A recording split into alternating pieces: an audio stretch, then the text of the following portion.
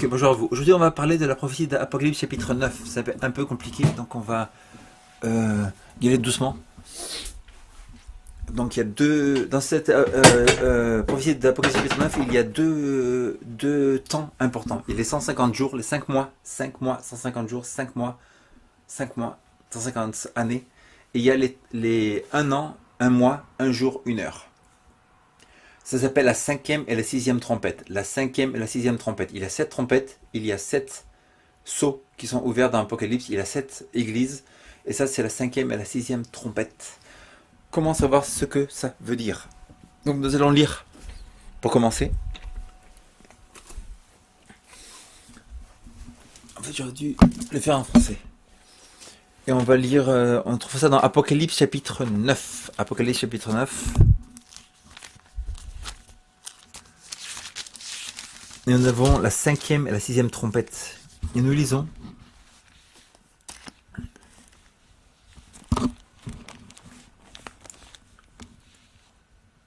Le 5e ange sonna de la trompette, et je vis une étoile qui était tombée du ciel sur la terre. La clé du puits de l'abîme lui fut donnée. Elle ouvrit le puits de l'abîme, il monta du puits une fumée comme la fumée d'une grande fournaise, et le soleil et l'air furent obscurcis par la fumée du puits. De la fumée, des sauterelles sortirent sur la terre, et il fut donné un pouvoir pareil au pouvoir des scorpions de la terre. On va après lire tout ça, mais on passe ici aux 150 jours. 150 jours se trouvent les 5 mois. Ils sont prêts pour le combat. C'est elles qu'on fait du mal. Voilà. Il écrit verset 16, verset 10. Elles avaient des queues comme semblables à des scorpions et des aiguillons. C'est dans leur queue qu'était leur pouvoir de nuire aux hommes pendant 5 mois. Dans 5 mois, vous mettez sur un papier, ici par exemple, les 5 mois. Il y a trop de lumière là peut-être. Les 5 mois. Donc on a ici les 5 mois.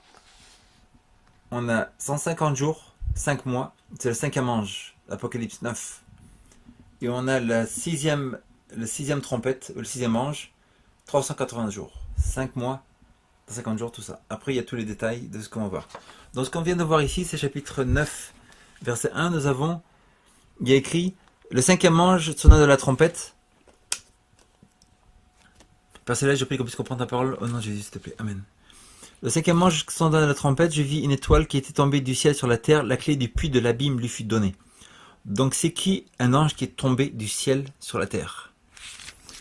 Si on va dans Luc chapitre 10, verset 16, nous voyons. Luc chapitre 10, et nous allons vers quel verset? Nous allons vers le verset 16. Et nous avons...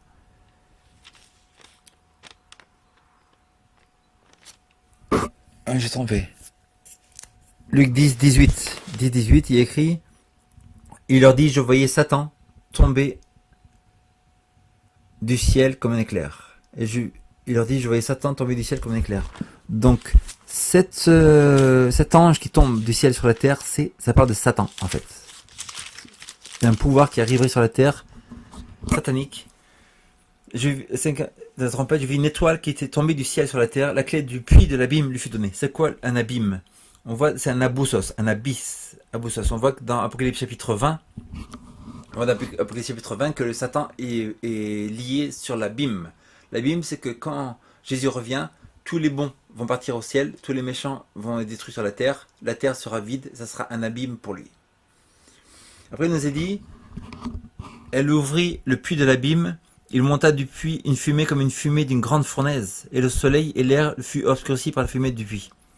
Le soleil, donc on voit dans Apocalypse 12 que la vraie église de Dieu, en fait, elle a revêtue du soleil. Elle est revêtue du soleil, la vérité, la lumière de Dieu. Lumière de Dieu. Donc c'est un pouvoir qui va venir spirituel et qui va obscurcir le soleil et qui va obscurcir l'air par la fumée du puits. C'est-à-dire une fumée de fausse doctrine qui va arriver sur la terre, impressionnante, et qui va tellement obscurcir, cette fausse doctrine va tellement remplir la terre que la fumée d'une grande fournaise et le soleil et l'air même sur la terre seraient obscurcis par la fumée du puits de cette grande puissance fausse spirituelle qui va arriver sur la terre.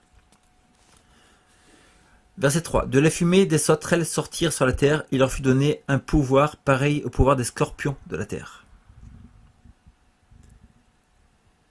Donc des sauterelles. Donc on a un indice ici, ça veut dire que c'est un pouvoir qui est comme des sauterelles. Ça veut dire que quand des sauterelles vont dans un pays, elles vont prendre d'assaut, elles vont tout manger, elles vont tout détruire pratiquement. Et elles ont un grand pouvoir, même pas seulement pas spirituel, mais aussi physique. Sur la terre, il leur fut donné le pouvoir parmi le pouvoir des scorpions de la terre. Donc on va voir dans Jérémie 51, 27, qu'est-ce que sont ces sauterelles. Donc pour savoir quelque chose dans la Bible, pour l'expliquer, il faut aller dans une autre partie de la Bible pour pouvoir expliquer. C'est pas l'homme d'expliquer les prophéties, car il y a écrit aucune prophétie de l'Écriture est un objet d'interprétation particulière. On n'explique jamais les prophéties particulièrement, c'est la Bible qui s'explique elle-même. Jérémie 51, 27. Nous avons 51, 27. Il y a écrit « Faites avancer les chevaux comme des grillons qui se hérissent ». Donc on a aussi ces sauterelles, après elles sont comme des chevaux puissants qui partent à la guerre. Nous avons maintenant Jude chapitre 6 versets 1 à 5. Jude chapitre 6 versets 1 à 5. Pas Juge, mais juste après Juge, nous avons Ruth après, et entre les deux, on avons le livre de Juge. Très intéressant. C'est là qu'on a Gédéon, qu'on a Samson, tout ça. Et là, on arrive au chapitre 6 de Juge. Verset 1, il y a écrit les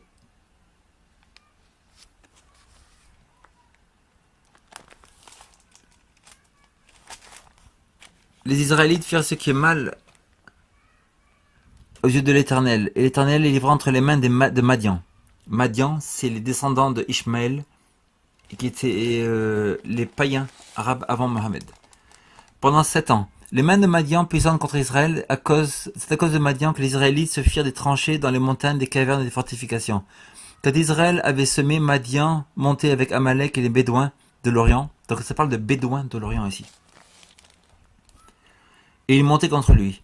Il campait en face de lui, détruisait des productions de pays jusqu'à Gaza, et il ne laissait en Israël ni vivre, ni brebis, ni bœuf, ni âne.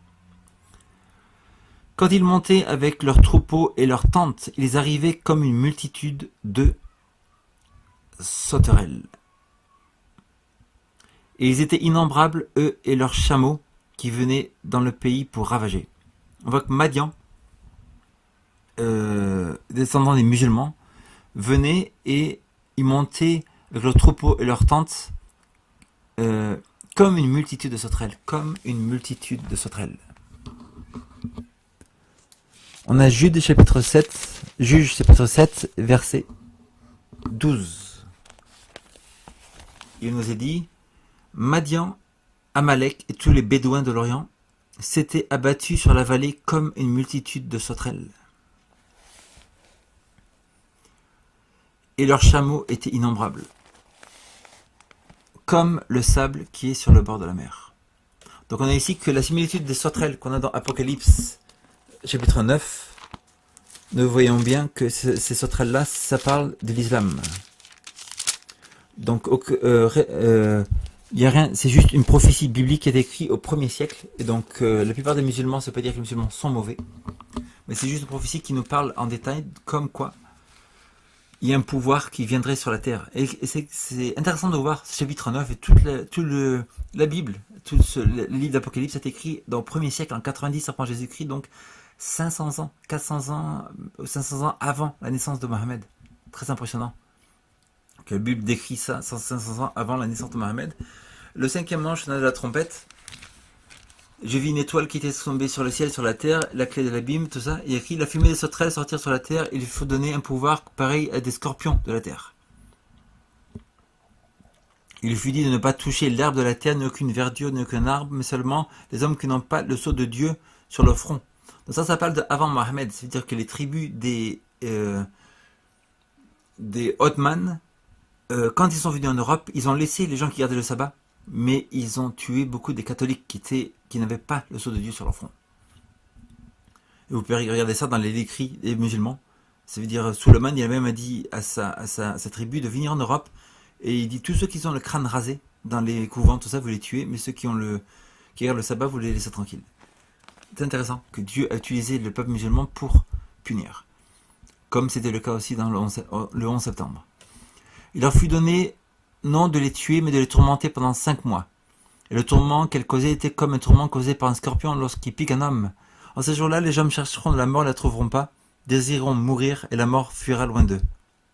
Ces sauterelles ressemblaient à des chevaux équipés pour le combat. Donc on voit très bien que les chevaux arabes, c'était les plus puissants qui ont existé sûrement, et que quand ils allaient au combat, en fait, il écrit, ils avaient de leur tête comme des couronnes semblables de l'or. Donc on dit que c'est les turbans, des couronnes semblables de l'or, et leurs visages étaient comme des visages d'hommes. Elles avaient des cheveux comme des cheveux de femmes. Pourquoi? Parce que les guerriers musulmans avaient des cheveux longs. Et leurs dents étaient comme celles de lions. Parce que les guerriers musulmans se taillaient les dents pour que ça soit épineux. Elles avaient des poitrails comme des cuirasses de fer et le bruit de leurs ailes était comme le bruit de chars à plusieurs chevaux qui couraient au combat. Donc les chevaux musulmans étaient extrêmement puissants. Donc on voit très bien que cette prophétie d'Apocalypse 9, le cinquième ange, la cinquième trompette, ça parle des musulmans. Elles avaient des queues semblables à des scorpions, des aiguillons, c'est dans leur queue qu'était leur pouvoir de nuire aux hommes pendant 5 mois. Pourquoi? Parce que quand les guerriers musulmans étaient sur leurs chevaux, ils se retournaient avec leurs fusils et tiraient par derrière. C'était comme si c'était la queue du cheval qui tirait. Assez impressionnant de voir tous les détails qui est donné. Elles ont sur elles comme roi l'ange de l'abîme, dont le nom en hébreu est Abaddon, et en grec se nomme Apollyon. Et que veut dire ce mot Abaddon? Ce mot Abaddon veut dire destructeur. Qui est le dirigeant de l'islam? C'est Mohammed. Donc il nous est dit que ça va durer pendant 150 ans. 150 ans, donc on a ici, dans le papier que je vous ai mis, 150 ans. Donc 5 mois. 5 mois, nous avons ici mathématiquement, je prends le stylo. C'est un pouvoir qui va durer pendant 5 mois. Donc nous retournons ici. Je vais prendre ma petite page là. 5 mois, ça veut dire que tout le pouvoir musulman, c'est un homme qui s'appelle Othman. Atman ou Othman, qui a fait le pouvoir ottoman.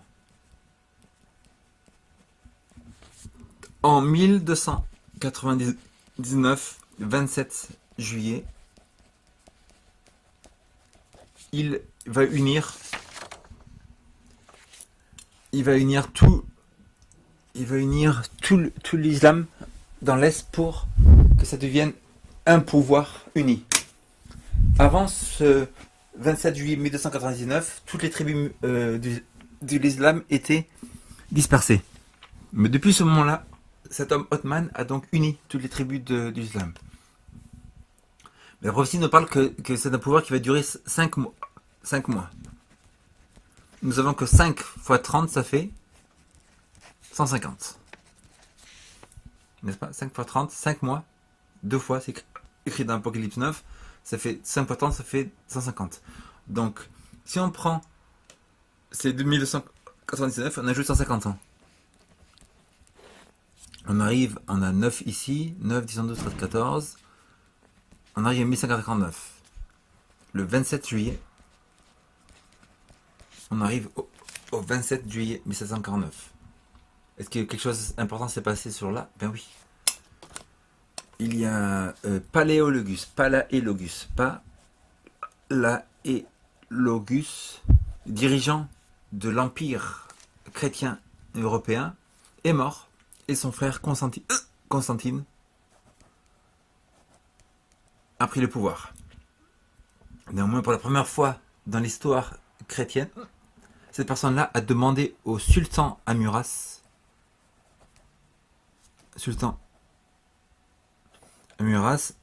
le droit de régner. Alors, ça veut dire que l'empire musulman ottoman était devenu tellement puissant que même les chrétiens ici, Constantine, a demandé la permission à sultan Amuras. Mais sultan Amuras meurt, et qui c'est qui prend son pouvoir? C'est Mohammed II.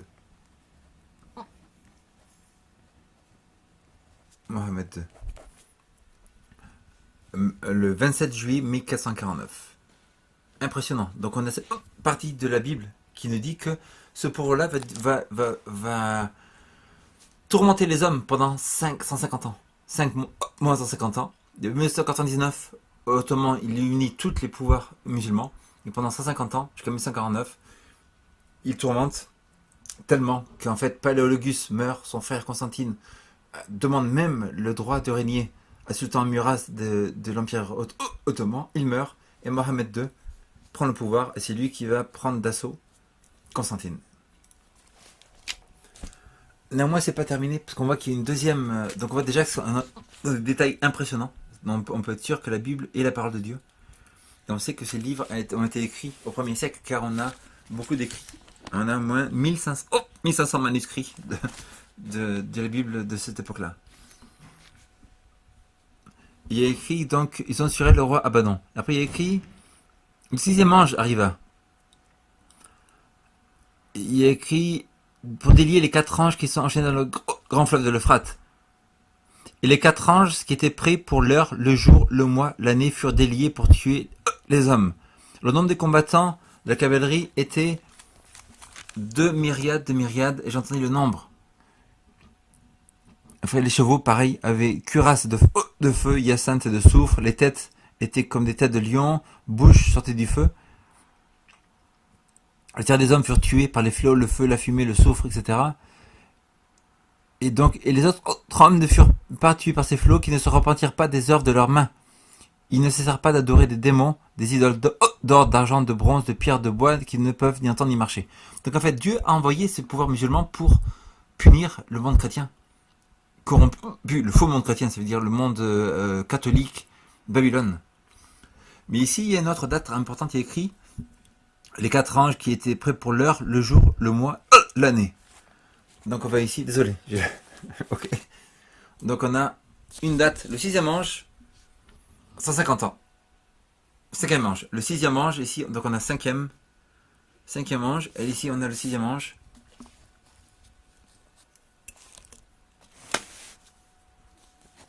On a 1 an, 1 mois, on a 1 jour et 1 heure. Donc on sait que par Ézéchiel 4.6, William Miller nous a dit, maintenant tout le monde chrétien a accepté cette méthode d'interprétation que les églises adventistes a donnée, que tout le reste du monde accepte ça, c'est que 1 jour égale 1 an. On trouve ça dans Ézéchiel 4.6 et Nombre 14.34. 1 jour et 1 an, Nombre 14.34, Ézéchiel 4.6. Et 1 jour donc égale 1 an, donc 1 jour, 1 an. Ça veut dire qu'on va ajouter 1 mois, ça veut dire 30 jours, c'est 30 ans. 1 an, c'est 360 années. Donc là, on arrive à 360 plus 30 plus 1, ça fait 391. 391 années. Et on a 1 heure. Donc 1 heure, c'est le 24e d'une journée. Si un jour égale 1 an, 1 heure, c'est égal à combien? 1 jour égale 1 an. 1 heure, c'est égal à combien? C'est la 24e partie d'une journée. Ça veut dire que ce ne serait pas 1 mois, mais la moitié d'un mois, ça veut dire 15 jours. Donc là, on a 91 ans et 15 jours. Si on ajoute ici les 1449, Othman est donné le pouvoir en 1299. Le pouvoir ottoman continue, tourmente pendant 150 ans, jusqu'en 1149. On ajoute de 1299, 150 ans, on arrive à 1449. Paléologus meurt, il donne ce pouvoir à Constantine, qui, trop faible, demande le permission de régner l'Empire ottoman, sultan Amouras qui meurt, et Mohamed II prend le pouvoir. Mais on ajoute 1449, on a trouvé 391 années. Donc 1449, on ajoute 391, on arrive à combien? 9 plus 1, ça fait 0. 9 plus 4, ça fait 4. Non, ça fait 4. 4 plus 7, 9, 10, 12, 13, donc on retient 1, ça fait 4 aussi. Et on a 1. On arrive à 1840, désolé. 4, 5, 6, 7, ça fait 7, plus 1, parce qu'on était là, donc ça fait 8, 1840. 1840. Mais on a 15 jours, donc on était au 27 juillet. Le 27 juillet 1840 plus 15 jours, ça fait combien? Ça fait du 27 au 31, ça fait 4. Et on arrive donc au 11 août. 11 août 1840. Est-ce que quelque chose s'est passé le 11 août 1840? Ben oui. C'est la journée exacte où l'Empire ottoman a été détruit. Et que sur le bureau du chef ottoman était arrivée la lettre des pouvoirs européens, Angleterre, etc., qui disait d'arrêter son pouvoir. Et donc le pouvoir ottoman a été détruit le 11 août 1940. Impressionnant. Mais comment la Bible pouvait savoir tout ça à l'avance? Donc on voit que c'est ce pouvoir que nous dit la Bible qui sort de l'abîme. Ce pouvoir qui sort de l'abîme monte du puits une fumée comme une fumée d'une grande fournaise avec des fausses doctrines. Le soleil et l'air fut obscurcis par la fumée du puits. Et c'est comme des sauterelles. On a vu que les sauterelles, c'est Midian. Midian, c'est les islamistes. Sort de la terre, il fut donné un pouvoir pareil au scorpion de la terre. Mais la question c'est, mais qui a expliqué cette prophétie pour la première fois? C'est une prophétie impressionnante. Qui vraiment a expliqué cette prophétie pour la première fois? Et bien encore une fois, il s'appelle Josiah Litch. Josiah Litch. Josiah Litch. Josiah Litch. Quand ça? Quand est-ce qu'il a donné cette prophétie? Quelques années juste avant 1840. Il a même écrit un livre. Donc déjà en 1844, nous avons le grand cri de William Miller.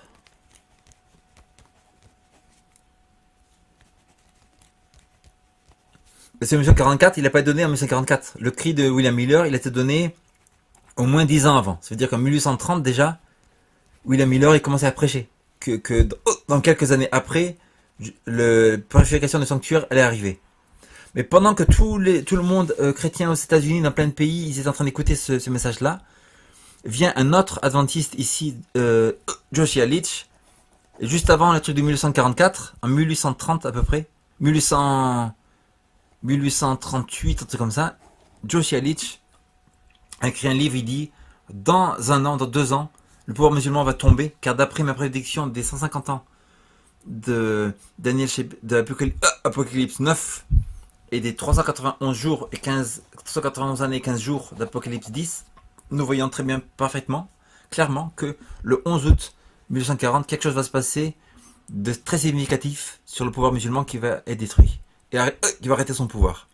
Ça veut pas dire qu'il ne va pas revenir après, mais ce jour-là, quelque chose de significatif arrivait. Et donc Josiah Litch, en même temps que William Miller prêchait le 1844, avant 1840, vers 1838, Josiah Litch, un autre adventiste qui suivait ce message de William Miller, Josiah Litch, vous pouvez lire ses livres sur internet, il a prédit que le 11 août 1940, le pouvoir ottoman allait être détruit, accomplissant la 5e et la 6e trompette d'Apocalypse 9. Père Céleste, je prie que tu bénisses ces gens qui ont écouté, qu'ils puissent examiner cela de plus près, et de faire des examinations profondes de ta parole, des livres de Josiah Litch, des livres de William Miller, et des livres aussi de A.T. Jones, qui a écrit des livres dessus. Ces livres sont gratuits sur internet. Il y a aussi James White. Tous ces pionniers prophétiques de la dernière église qui ont prophétisé toutes ces prophéties impressionnantes. A.T. Jones, James White, Josiah Litch sur son livre sur l'islam, même avant que la date arrive, vers 1838, et William Miller, qui a donné toutes les bases prophétiques de la fin du monde. Au nom de Jésus. Amen.